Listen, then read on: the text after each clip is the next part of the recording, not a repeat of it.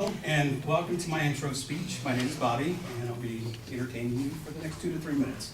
And my intro speech is based on Bobby's World. And if you're unaware of what Bobby's World is, it's Howie Mandel's creation of a 4-year-old's interpretation of imagination and literal interpretation. Bobby grew up in a suburban neighborhood, such as I did, and it's based on his experiences and how his imagination kind of ran away with him.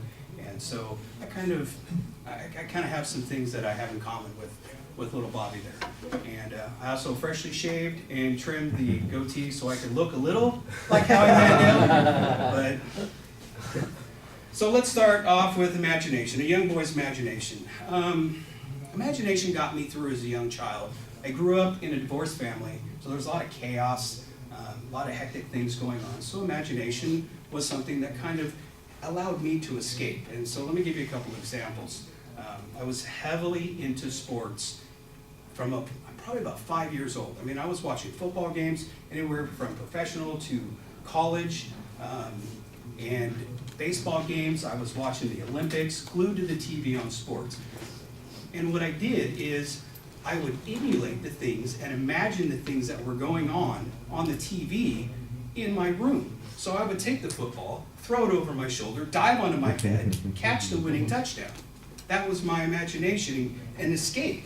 Or baseball, I'd be outside and I'd throw the ball up against the wall and have it go just over the wall, reach up, grab the ball, save the game.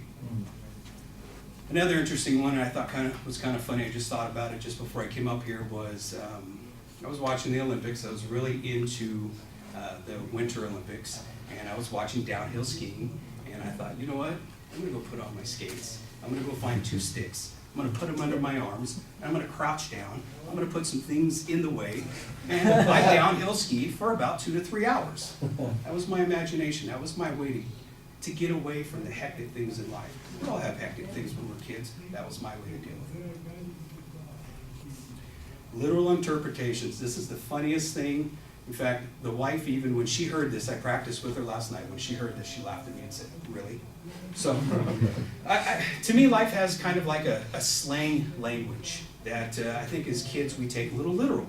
You know, as we get older, we understand that some of the things that are said aren't exactly what's being said. But as a kid, you don't know that. And so it's kind of foreign to kids, this slang language. So I grew up hearing the world kind of talk in code and taking it literal. So let me give you an example. So I'm a young kid in elementary school, and I'm hearing things like, you know, you don't really choose what you do with your life.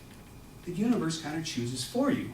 Now, mind you, I've watched some TV, and I watched a lot of good guy, bad guy things, and I'm thinking, holy crud, are you kidding me? Is the universe going to turn me into a criminal? Am I going to end up in jail for the rest of my life? I really thought that. That's the thing that the wife went, really? That's what you thought? But yes, because I took it literal. So that was something I think that kind of later on in life kind of kept me in check with to make sure I wasn't a criminal, so to speak. You know. My conclusion is imagination, literal interpretation kind of kept me free, kind of kept me fearful, and I developed a balance of losing myself in make-believe and staying aware to not lose myself in this world filled with chaos and confusion in my family life. And so I think these things are the things that molded me as a person, who I am today, Bobby, and in Bobby's world. And that's my break.